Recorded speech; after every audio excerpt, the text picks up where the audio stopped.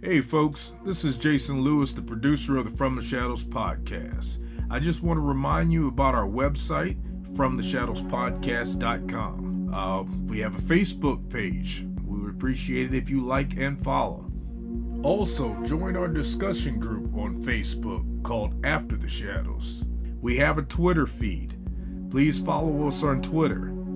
It can be found with @podcast_from. Follow us on Instagram at From the Shadows Podcast.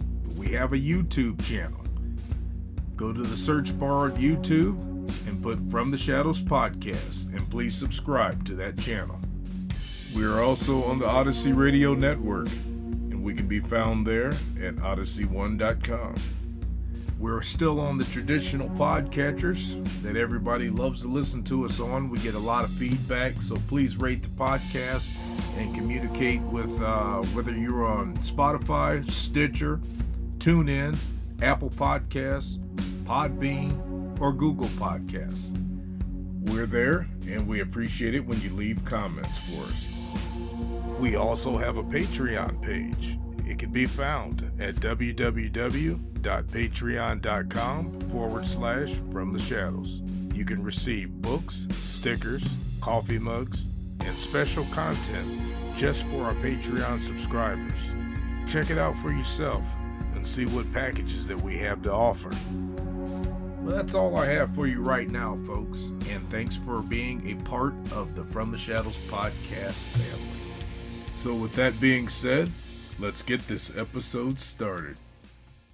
Hey everyone, before we get into this week's episode of the From the Shadows podcast, I want to thank everybody who gets on all of our social media and interacts with us, sends us questions. Jason and I really enjoy all the fans, so we know people are listening. And I really like the comments that people leave on all the podcatchers, on Apple, on Spotify, YouTube, Spotify. But what I really enjoy is we have this, and I guess we could call him a fan, on Podbean.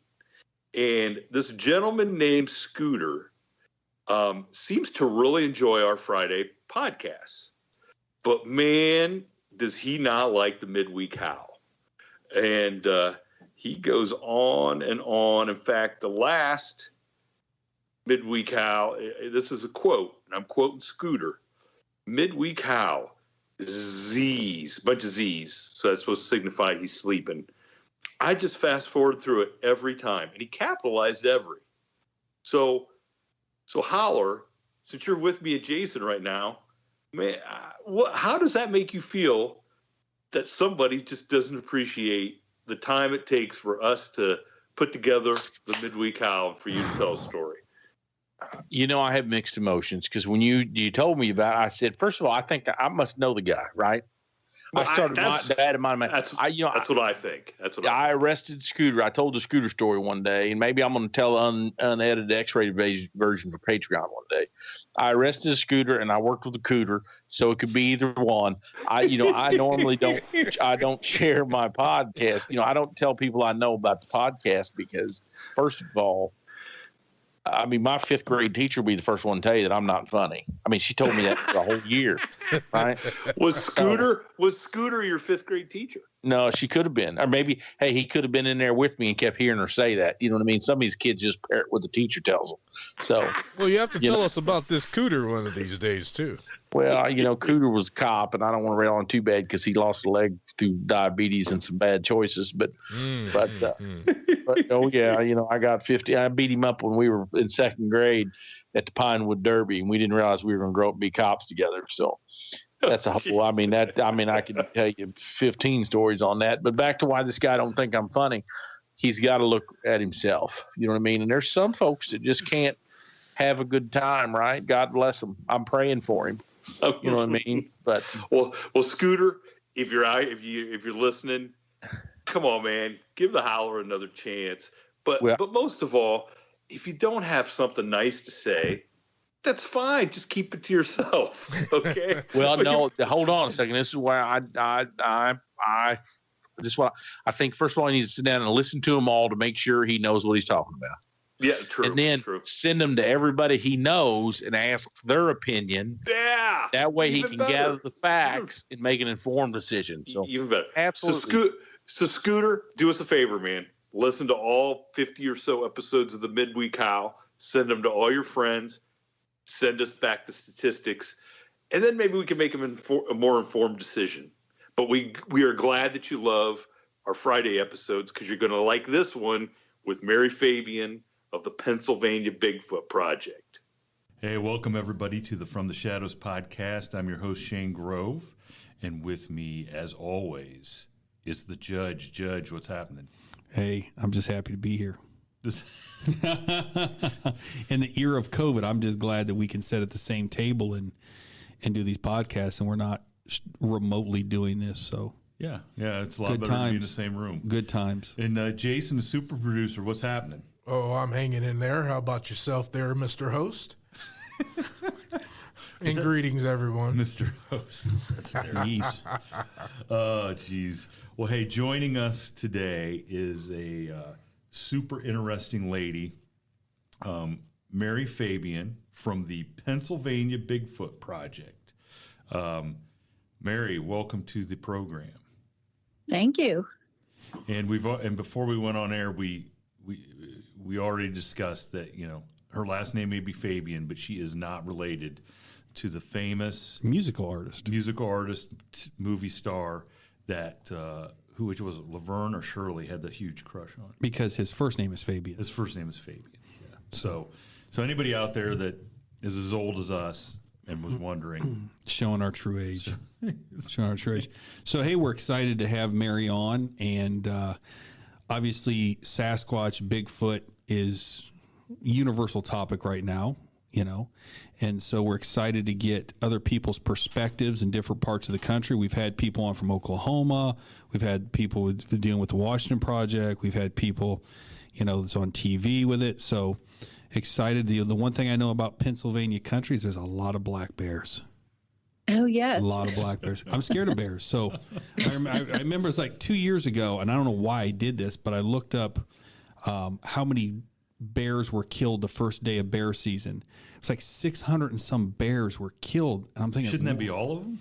Well, that's what I thought. I was like, how many bears do they have? I mean, seriously, if you kill 600 and some the first day of bear season, how many damn bears do you guys have?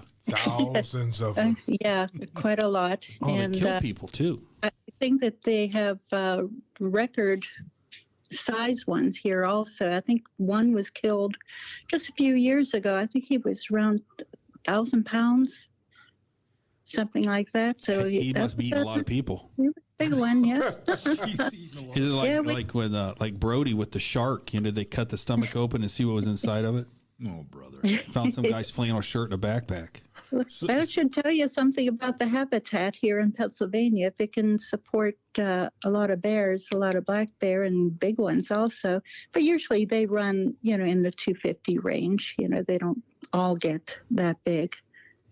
Well, I think, jumping into the whole Bigfoot subject matter is, and we talk to a lot of people, and I talk to people off air, obviously, and the people that are skeptics that say, oh, I don't really believe in Bigfoot. I said, well, why not? It says, well, what would they eat? You take 1,000-pound predator. How many calories a day does 1,000-pound, predator have to eat in a day to sustain its weight, to sustain its viability?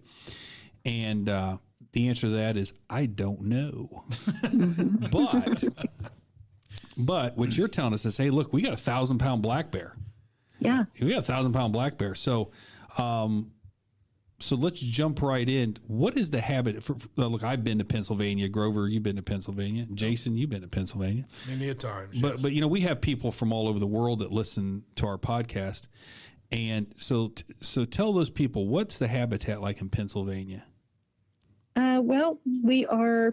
Let me see. I was speaking with a forest ranger about a month or so ago, and he said that 71% of Pennsylvania is forested. Wow. And which surprised me. I thought it was more in the 60% range, but you were way off there, weren't you? You have a lot of egg on your face. No, but you think about it.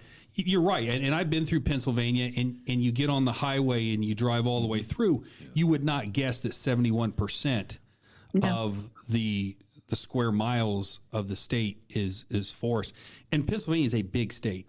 Oh yeah, it is a big state. To drive from east to west or west to east, how many hours does it take to go from? It's a long time. Okay, from end to end, that's about 6-hour drive if you go turnpike from one end of the turnpike to the other end. Yeah, and that's turnpike where you can drive really fast. Yes. You can't drive that fast because I did get a speeding ticket coming back from Cape Cod one time at about 98. Oh. Uh-oh. So wasn't it the magic number's in 90. a minivan? In a minivan too, by the way. So Mary, how did you get into the subject of Bigfoot to the point where you have this fairly good-sized Facebook group and in your own investigative group? Like, how did you get into this? Well, whenever I get into something, I usually do jump into it with both feet. But no, whenever I was about 11 years old, I had a sighting. And but back then, that was before the Patterson-Gimlin film. So I had no idea what it was that I saw, other than it was a big guy wearing a fur coat in the middle of summer. But my dad would talk to me a little bit about the wild man. You know, that's what they were known here in Pennsylvania way back when. And then we'll fast forward quite a few years. Can we stop you right there? Sure. So where did you see what at the time you perceived a big man wearing a fur coat in the middle of summer? Yeah, that was, I lived on a farm in southern Allegheny County, and that's located in western Pennsylvania. And I was walking along, there was a gas line along the back end of the farm. And I was walking along the gas line, and I was heading downhill into a holler. And he crossed over from the woods, crossed over the gas line and stopped, just looked at me. And then he continued on, just straight across into the woods on the other side. How tall did you think he was? I know from a perspective of an 11-year-old, but. Yeah, going way back about 50 years now. That would have been, I'm only guesstimating maybe 7-8 feet tall. But way bigger than any normal person that you would have seen. Yeah, and he was husky also. Yeah, I do recall that he was pretty barrel-chested, and he was very, very large, built like a wrestler. Did you run and tell your parents that, hey, there's some strange guy out here in a fur coat? No, it took me a few days, to talk to my dad about it. So you weren't like standing there looking at this thing. You weren't terrified. No. You're just no. So you didn't even have the feeling that you were in danger at all. No, not at all. At that time, it was more, puzzlement. Who is this, and why is he wearing a fur coat? Gotcha. Which is interesting because you mentioned that the stories that you were told by your parents about the wild man, those match up with Tennessee. Tennessee and West Virginia also have and I'm going to say folklore, but folklore sometimes is kind of a mischaracterization. It tends to mean something's not true. I don't mean that, but there's similar stories about wild men living in the forest that date back, pre-statehood for a lot of these states. So as a kid, you're growing up. What did your parents say about the wild men? Did they say, "Hey, listen, stay away from the wild man in the forest"? He's like Did your dad have his own experience? I honestly don't think so, but it's possible. He didn't share anything with me other than just telling me a little bit about, there's wild men in the forest, and that's all he said. There was nothing about hairy, that they were hairy or large or anything, just that there were wild men. So it wasn't like he was saying, "Hey, listen," like we would tell kids today, don't go there, the boogeyman will get you. It wasn't told to you as a means to scare you, to keep you from doing something. It was more of something historical passed down to you, like, hey, these things, they're out there. Watch out for the bear, and then the big giant other person. Yeah. The giant. Yeah. So so fast forward. Then you were saying. Yeah. Well, fast forward about 40 years later, thereabouts. I had previously been married, divorced, and remarried, and moved with my present husband north of Pittsburgh. And previously, I lived south of Pittsburgh, and moved up here into Beaver County, and moved into our home. And night times, every so often, I would hear a banging up against the bedroom wall, and something would bang. And then one night, something woke me up. I could hear this garbled, grumbly sound. Somebody was talking, but it was a grumbly voice, very deep. It went like that, which is what we now know is samurai chatter. Yes, indeed. So you didn't think it was a bear? At that point in time, no. Honestly, at that point in time, I thought it was the ghost of the previous owner. I could see where you go to that assumption. Holy smokes! And then I heard. Eventually, time would go on. I heard vocals, some whoops. And saw a head peeking up over the wall behind my house, and found footprints.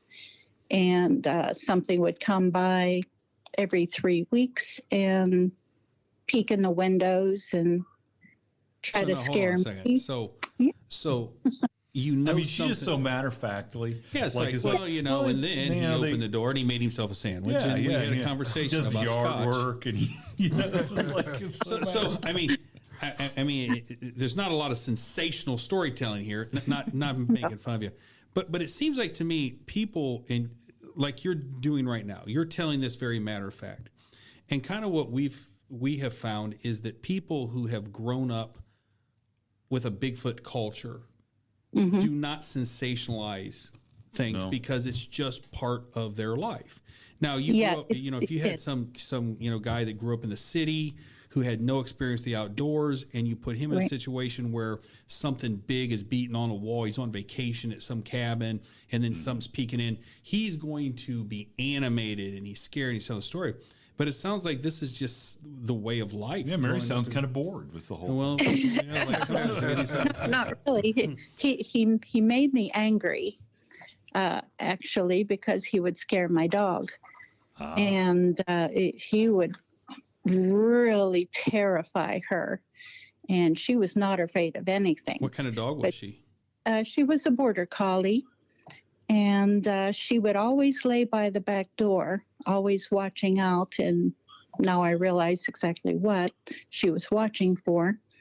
But whenever he would come around, she would start growling and whining very, very softly, and then crawl backwards on her belly up until she was, huddled up against my legs, and she was just shaking and so frightened.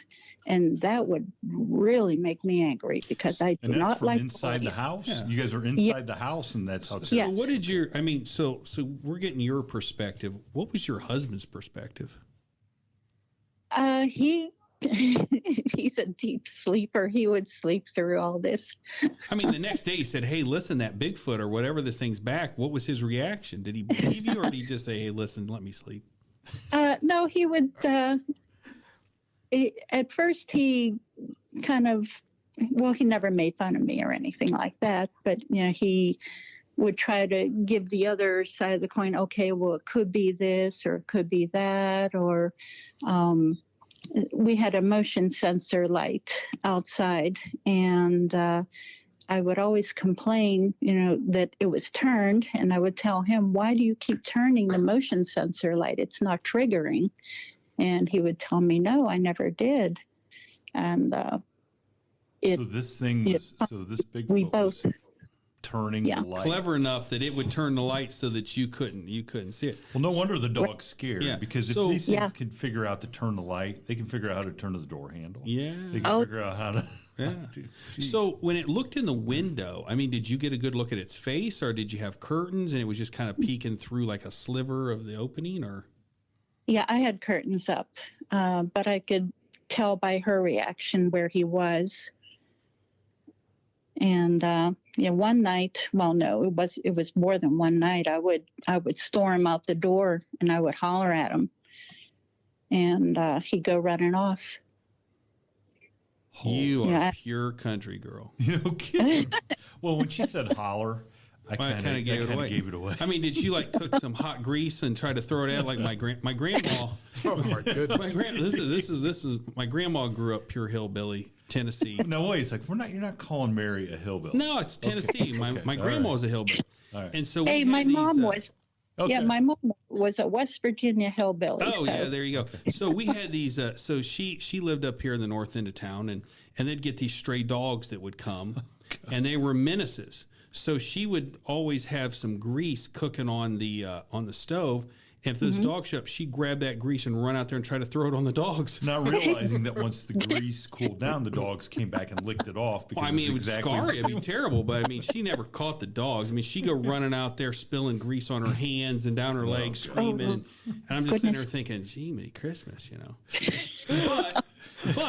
But from your perspective, I mean, did you ever think, or did your husband ever think, maybe I should just get a high-powered rifle, and the next time that sucker shows up here, I'm going to take a shot at him? Because if I kill him and I got the body, I'm a millionaire, because now I'm the person with the body. Did that ever cross your mind? No. I would have thought that would be entirely stupid, that it would only piss him off, for one thing. Sorry. Now, did you not have a candygram for Mongo? Candygram for Mongo, yes. You're only going to make him mad. Don't shoot him, because you're only going to make him mad. So did you not have any fear of this creature because of your experience when you were 11, you think?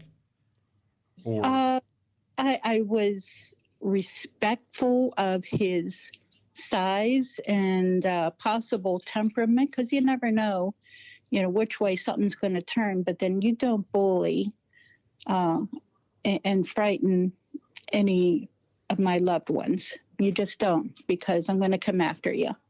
So do you with your believe, bare hands? Yeah. Do you believe that this creature then was purposely antagonizing your dog? Yeah, because I think that he was getting his kicks out of frightening her, because she was very visible with her reaction, and he could see that he frightened her. And I just thought that he got enjoyment out of it, just like any bully. And that's why he kept coming back. So I guess my question is, if this had been a black bear, would you have running out there after it? I would have reacted a little bit differently. And why is that? With black bears, the noise alone, hollering, probably would have scared it off, and you still would have run away. It's true. We have a resident bear expert over here. No, it's just I had bear at my old place over there in Nevada. Oh. Yeah, they come down out of Sierra Nevadas, and you make a loud noise or something. As long as they don't feel threatened where they're cornered, they're gone, man. Yeah. So I guess from my perspective, having not grown up around bears and not grown up probably around Sasquatch, is that there's this attitude, I guess, that you had that Sasquatch, Bigfoot, is not there to actually harm me or to do something to me. He's just pissing me off or aggravating my dog, or just basically he's like the neighborhood kid. Yeah, he's being like I was when I was a kid, seasoned Peeping Tom. Yes, yes. That particular one. But I think that's an important perspective, because there's people out there, myself included, they would say, why on earth would you go into the woods? This is a good segue, I think. Why on earth would you go into the woods to try to find 1,000-pound apex predator? At what point does that sound like a good idea? If you told me, hey, look, there is a Siberian tiger that escaped, and we don't have very any sharp teeth, and we're not, there's no evidence that this Siberian tiger has ever hurt anyone. We don't have any reports where it's killed anyone, but it's out here in this field and in this cornfield or whatever. You want to go try to find it? The answer would be hell no. Why? Because it could kill me. So I guess the answer is Mary is more of a man than you are. I'm just putting it out there. I've been blessed with a strong sense of fear. So I guess from my perspective, and we've been invited to go out on some Bigfoot hunts, and I suffer from a serious case of trepidation. That look, I'm scared. I get out here. If things go south, this thing just ripped my arms off. Well, you should be, because Jason and I are leaving you behind. Dude, I'm the slowest one here. You guys outrun me. But you think about it. So Mary, let me put you on the spot. Sure. You know, just about everybody that probably is one of our listeners has heard about, these chimpanzees that were kept as pets in the United States, and they escaped or they went berserk and they ripped people's faces off and just mutilate them and stuff like that. And a chimpanzee is a fraction of the size of a Sasquatch. It would be, if this thing wanted to just absolutely rip you apart, it would. So what possesses you to go out and search for Bigfoot? Curiosity, and I just want to learn more about them. But the thing also about it was that individual that I knew he was a bully and that he would run. But I knew also I would never be able to corner him, for one thing. But I knew that anyone that was cornered would be dangerous, or anything. And it's the same with Bigfoot. You go into their territory, they'll try to warn you off at first by throwing rocks or tree limbs at you or something like that. And whenever that happens, I'll say, okay, I respect you. I respect your territory. And I turn and I walk away. I don't push them. So you've had rocks and stuff thrown at you? Oh, yeah. Wow. I'd love to hear it. So once we get past the bully, then what's the next evolution in your in your experience with Bigfoot? Oh, goodness, various places. I've gone all over. I've been down in Tennessee and Kentucky. Have you ever heard of Land Between the Lakes? Oh yeah, that's where the Beast of LBL. Yes, the guys in the camper, the family in the camper, getting torn apart. Yeah, I was at that site. I was standing at that site. And so for our listeners, just give us real quick about that story. Oh, you want me to tell them about it? Sure. Yeah, go ahead. You're the guest. Okay. Yeah, thank you. Now, I'm only going by what I was told by Kumbo, Tim Kumbo Baker. Mm-hmm. They were holding a camp out in that area, and Kumbo knew where that camper site was, so he took a group of us there and told us the story. And apparently this happened in the late 80s. This family had taken their RV early in the spring to this camping area in Land Between the Lakes, and they camped there, and the father and the son were outside setting up the jacks, getting the generator going. And the mother and daughter, 5-year-old daughter, were inside. The father apparently was the first to get killed. Something came up out of the hollow and came up behind him and literally ripped him apart. The boy ran towards the RV, tried to get inside, but the I think it was Dog Man, from what I've heard, got after him and killed him. It ripped the door off and got inside the RV. Now, from what I heard, the mother put up a doggone good fight, but she was killed. And it found the little girl. And apparently they found her partially eaten up in a tree. And I stood next to that tree, got a picture of it. Yeah, I heard Jody Cook tell that story on the Paranormal Road. Okay. And they've gone down there a couple times to do some filming, and the park will not allow them to film in the park. Like like the rangers on the record will not confirm anything goes on. But off the record, he has talked to at least 3, because where's it at? Kentucky, right? Yes. 3 Kentucky state policemen who were at the scene. And there's apparently no official record of this happening. No. But these guys off the record have all confirmed that it happened. The one guy was one of the first guys on the scene. Mm-hmm. And now there was a conflicting report that he kind of put that one of the kids, they think there was 2 kids, but one of the kids was never found, supposedly. So it's just a variation of the story, because it's all, supposedly firsthand from people that were on the scene, but there's no written account, there's no police report or anything like that. No. So you're there at that scene, hopefully not looking for Dogman. Right. No. She's a Sasquatch girl.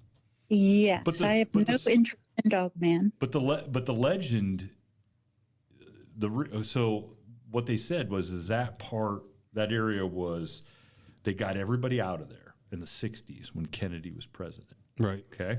Took over all the land, made it a national park. The folklore to it, or whatever, is that there is a, for lack of a better term, a werewolf den, a werewolf family, or whatever you want to call it, that lives and feeds in that area. And that's why they got rid of all the people living there. And so let me ask, so Mary, you were there investigating Sasquatch, though. Yeah, I was there on a camp out with a bunch of other Bigfoot researchers. And we did go around, and we found footprints from Bigfoot, so they are still there. In fact, we had activity at our camp. What kind of activity? We saw eye shine, her vocals, and I wasn't there on the last day as everyone was packing up, but something tore into Kumbo's RV. What do you mean tore into the RV? Well, he had an external generator down over the hill, and it made a lot of noise whenever it was running, and apparently that stirred up some issues, some anger, because it was pretty loud.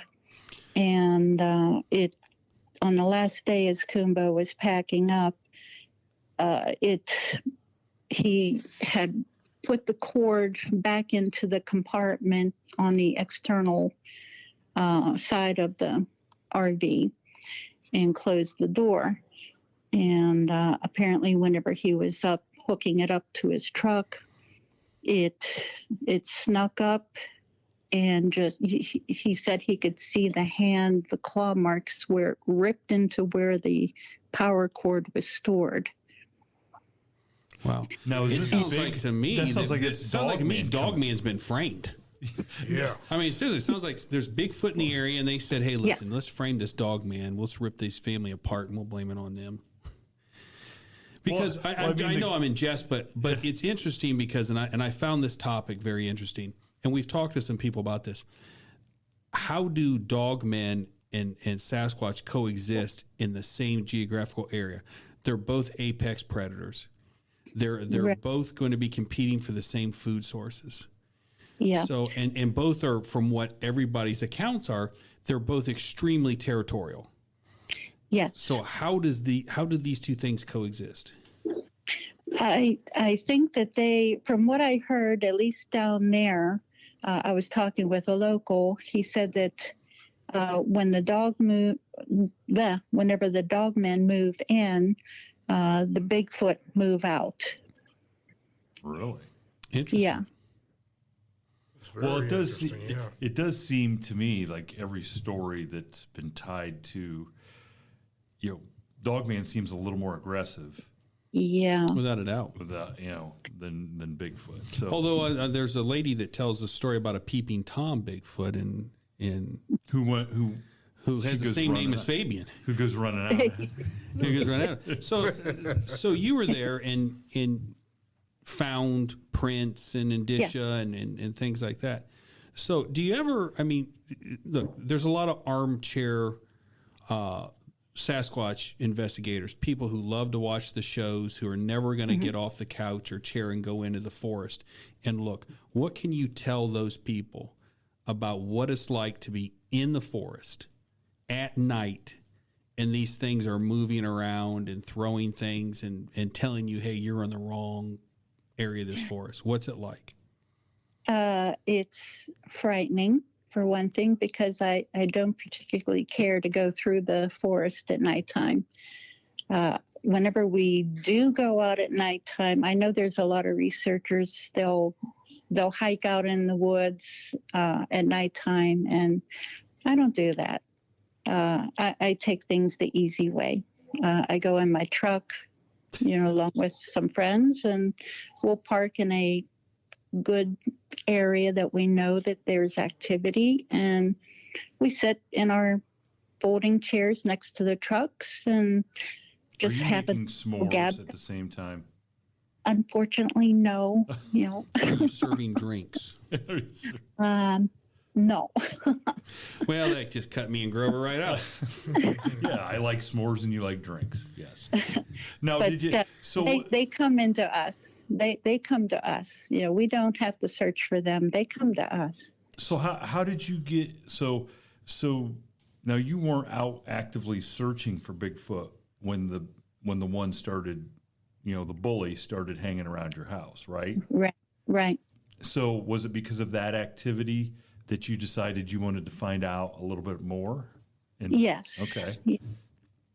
Yeah, I just started searching around for people in the area who may have had activity, and it kind of branched out, to other people in other states until I found someone who actually knew what they were talking about, who spoke common sense, and because there were things that I knew by the one's activity. You can tell whenever someone is talking nonsense, imagination, what they wish Bigfoot was, as to other people who have actually dealt with them.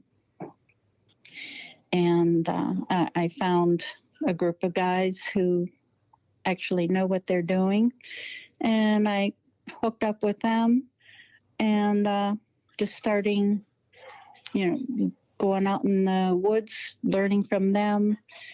And it just made me more curious. I just want to learn more because they are fascinating. Well, from a daytime sitting in a lawn chair by a truck that you can escape in, why, yes. Well, no, that's usually night. But from a let's go out at night in the forest standpoint, no. No, we do that at nighttime too. We'll sit by the trucks, and like I said, they come into us.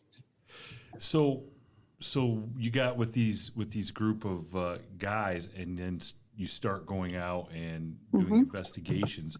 Now, have you had another encounter with one that you've seen one like you did when you were 11? Because I'm guessing when the one that came around the house, you never really got a good look at that one.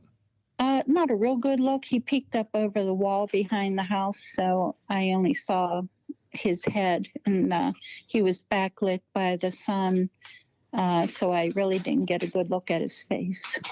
But no, I've seen 5 total, counting the one, at the house. You've seen 5 separate different Bigfoot. Yes. That's impressive because, I think probably there's people that have been in the woods for years looking, have never seen one. Yeah.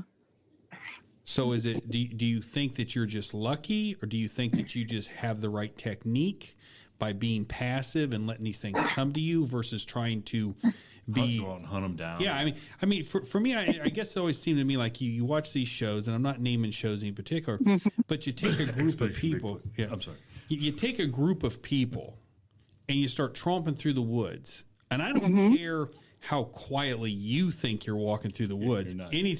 Everything out there knows you're coming. Oh, yeah. So I think that the likelihood that you're going to experience, unless you would come into their territory and they'd be ticked and they start throwing stuff at you. But when you look at like some of the stories like Terror in the Woods and the different stories that I've seen and weigh people's credibility of how they tell the story, it's usually people that are minding their own business. It's accidental. It's accidental. They're not looking for Bigfoot. They're just kind of waiting, doing their thing, whether they're camping or whatever, and the Bigfoot became intrigued by them and sought them out. So do you think maybe the reason why you've been so successful is that you've taken a less aggressive approach to investigating in the field, or what do you think? It's more a matter of luck and knowing what I'm seeing, recognizing their movements, knowing what I'm seeing, their shape and everything. Because let me see, the next time I was riding in the car with my husband, we were just riding along the road, and I was looking out, the window, and there's a Bigfoot crossing a dirt lane. And he was the biggest one I've ever seen. Yeah, he was at least 11 foot, and just monstrously huge. Dear but Lord.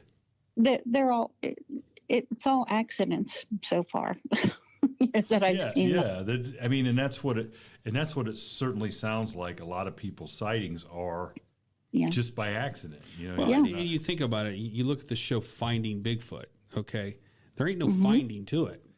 It's just let's walk around the woods and we never find it. And I think that goes back to there's a lot of luck to it.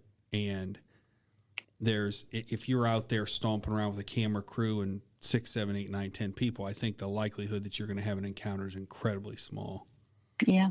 Yeah, here's my take on that. I feel the same way you do, Judge. I think that if you're out there with the camera crew, and even if you just got a couple people out there investigating, for number one, we're dealing with an animal that has a superior smell, superior hearing, and everything. Yep. They're going to know that you're out there, even if it is a frequent area where they've had sightings.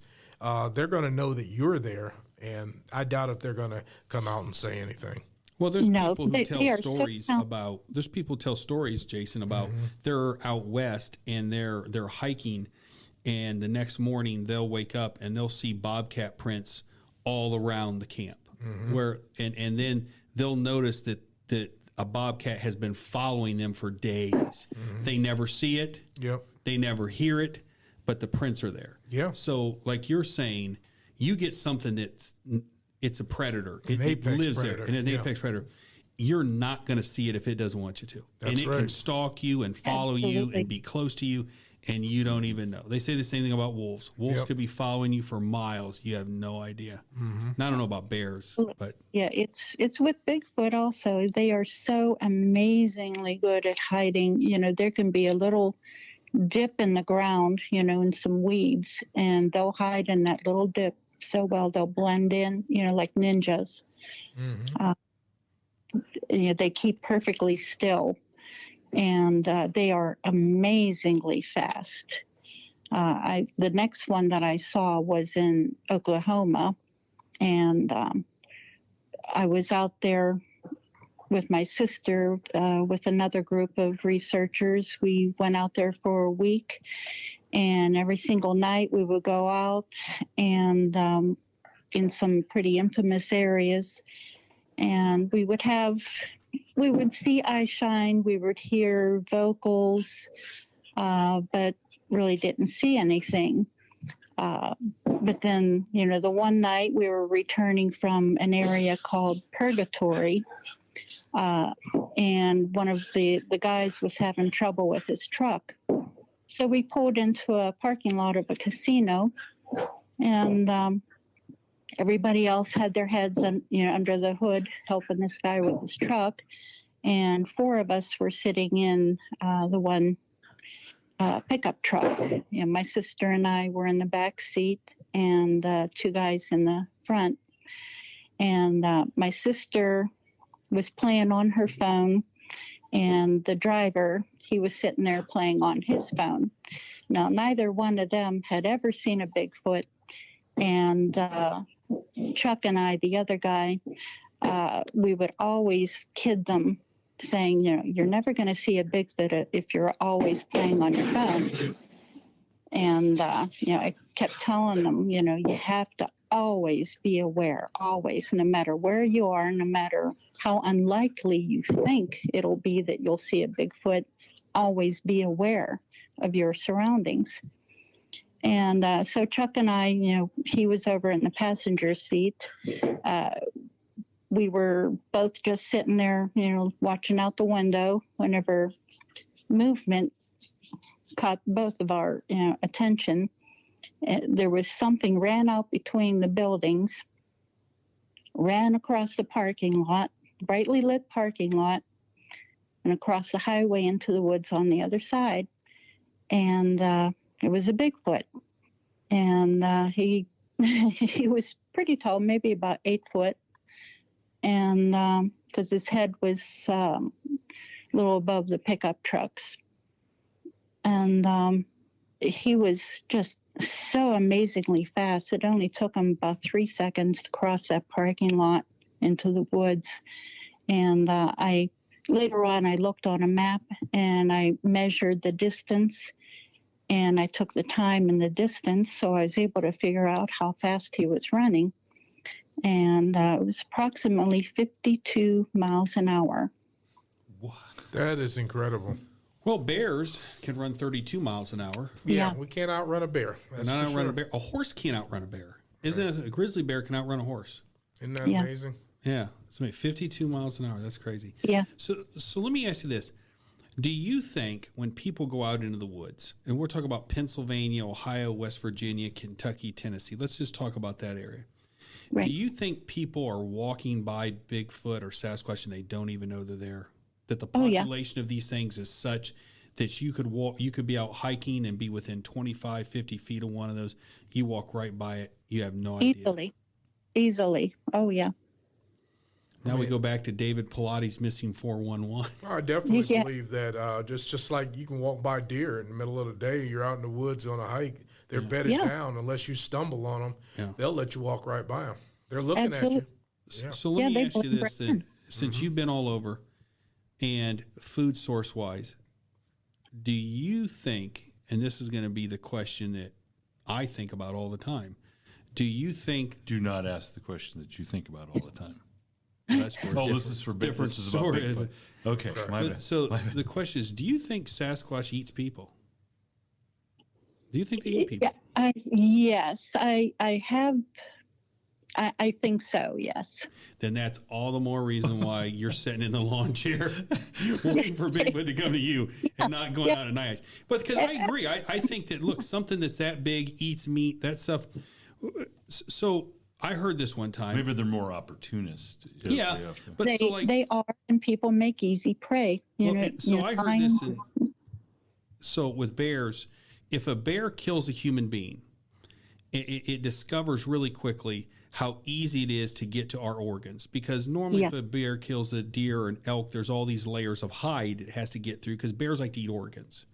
Yes. That once a bear discovers how easy it is to get to our organs, that's the only thing it wants to hunt. So you think about it, if Bigfoot is used to eating tough skinned, ripping through hide, things like that, and it gets a hold of a human being, how much easier it is to tear us open to consume our organs and stuff like that, that they would then be like a bear, and that's what they'd want to hunt. Right. Well, in some native tribes, their names are cannibals. So that's how they refer to them, as the native. Right. Yeah, certain tribe. So how did this? How long have you had the Facebook group then? I think I started that in 2015. 2015. And okay. I just broke 5,000 members. So it's it's grown very, very slowly, but that's quite all right. You know, I'm proud of it. We've got a great team of administrators and a great group of members. They are fantastic. They keep the peace among themselves, which is good. I'm proud to be a member of that group myself. Thank you. And I certainly appreciate the fact that you allow us to put our episodes up there for your members to check out too. Oh, absolutely. Yeah. Oh, always. You know, I enjoy, good podcasts, and it saves me the trouble of having to hunt them down and share them. Now, so how often do you get out to go squatching or Bigfooting or whatever you refer to it as? Bigfooting. In the wintertime, I don't go because quite frankly, I'm 65 years old. I'm not into discomfort and falling and. What a coincidence! Neither am I. So I anxiously await for spring, and then I get out as much as I can. Now, you have to mention the name of your group that you told me about the other day on the phone, because I don't want to be the one to bring it up. Oh, okay. Yes, I also run the Pennsylvania Bigfoot Project is the discussion group on Facebook. And I run an all-female research team, and that team name is Monkey Wench, WENC. I love it. That is a great name. I love it. So, how do you come up with that name? Monkey. That's fantastic. I mean, and no, in no way, shape, or form do I think that they're monkeys. It's just we're all primates, and that's what I think that they are, primates, just another primate, bigger. So I kind of got on that. So can I, for the record, offer my services to write the pitch up for the Travel Channel for the new all-female Bigfoot team called the Monkey Wenches? Absolutely, but I doubt that it will get on there. Deep in the trenches, the Monkey Wenches. How about that? Sounds good. So what kind of following does the Monkey Wenches have? Not real big. And I try to keep us low key. This is honestly the first time I've been on a podcast talking about the Monkey Wench. Really? Yeah, so this is kind of like your secret dark side that, by day you're a mild-mannered Bigfoot researcher, but at night she's a wench. She's the Monkey Wench. I'm a Monkey Wench. Cue the music, Jason. Cue the music. That's right. Yes. It's got to be pirate theme. So what can people who want to join your Facebook group, like what can they expect to go, what can they expect to see there? Well, a lot of information, because I share a lot and I help people. That's what I try to do. Anyone who has questions, if they want to get on there learning about Bigfoot, I'll try to help them as much as I can. If I know an area that's a good possibility for them to get out and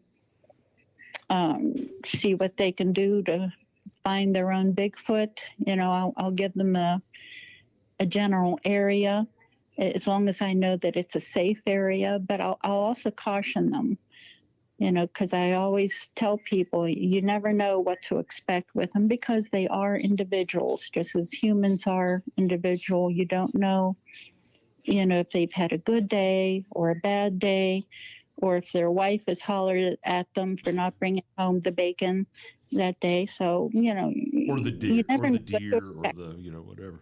Yes. Backstrap. Backstrap. Now, how many times has somebody got a hold of you on there that you went out and like did an investigation because they were having difficulties with the creature? A few times, mostly right here in this particular area. Anything further than like about 50 miles out, I'll farm out to other researchers that I trust. But in this particular area, maybe, let me think, I don't know. I lost count of how many times, but 3 or 4 times in the past 2 years. In fact, one of my neighbors contacted me with a photo of a tree stand that he has in his field, and he found a deer skeleton hanging on it. Whoa! I'm sure it just jumped up there. So do you ever invite your fans to go along with you for these hunts? Every year I offer a annual camp out where everyone in the group is welcome to join us, and we'll go to an active area. We've held it up in the Allegheny National Forest. Let me see, this last year was in Forbes National Forest in the Chestnut Ridge area. Can't remember where else. Primarily it's been up in Allegheny National Forest. Have you been to Salt Fork State Park yet? Yes. Okay. I love it down there. Well, the next time you come to Ohio, let us know, and maybe we will assemble the team and meet you down there. I'll bring my lawn chair. Please, yes. Because I got to tell you, like we went out with Amy Boo. Oh yeah. And it's fantastic. I mean, she's amazing. Great. She is. Great. I love Amy. I think to go out with you and Amy Boo would probably be the greatest Bigfoot team to go out with. I mean, you guys are so laid back and so like chill about everything. I think it'd be fantastic. Even if you didn't see anything, it'd be a fun time. Yeah. Yep. Yeah, she and I have gone out researching and Bigfooting together a few times. We're good friends. Oh, all right. Yeah, we are. Yeah. All right. Well, for all of our listeners out there, go check out her Facebook page. The Pennsylvania Bigfoot Project. Check out the monkey winches, if you so dare. Yeah. You never know what you're going to see. Yes, I'm looking forward to the T-shirt line. I mean, if you had monkey winches T-shirts and coffee mugs. Coffee mugs. And the little, maybe a trucker hat. There you go. That would be perfect. Keychain. I just I've got them for the Pennsylvania Bigfoot Project already, but I'll have to make up a line for Monkey Winch. I'm telling But then you got to be female to wear the T-shirts. Oh, we have some models that are on standby, just waiting. Does Jerry know that he's going to model the Monkey Winch? Jerry might not know. We'll get Elisa and Jerry to do it. There you go. Well, Mary, thank you so much for coming on and sharing your stories. Those were some great stories. Oh, yeah. Yeah, that was awesome. And You're I welcome. strongly encourage everybody go check out the Pennsylvania Bigfoot Project. Get to page. the Commonwealth of Pennsylvania. Well, go check out preferably not during bear season. Go check out the Facebook page, become a member, and because there are some really great like eyewitness stories in there. There's a lot of good information. Yes. So, and stop by and say hi to Mary. I'm sure you'd enjoy the company. Absolutely, yes. So, Mary, thank you so much. It's been a pleasure having you on. Yes. And, thank you. We're looking forward to Salt Fork State Park. Yeah. Yes. Going squatching with you. Bigfoot. Absolutely. Bigfoot. So, all right, Mary. We'll talk to you later. Sign off. Thank you. All right. Take care. Bye. Thank you. Bye. Thank you for tuning in to this week's episode of the From the Shadows podcast.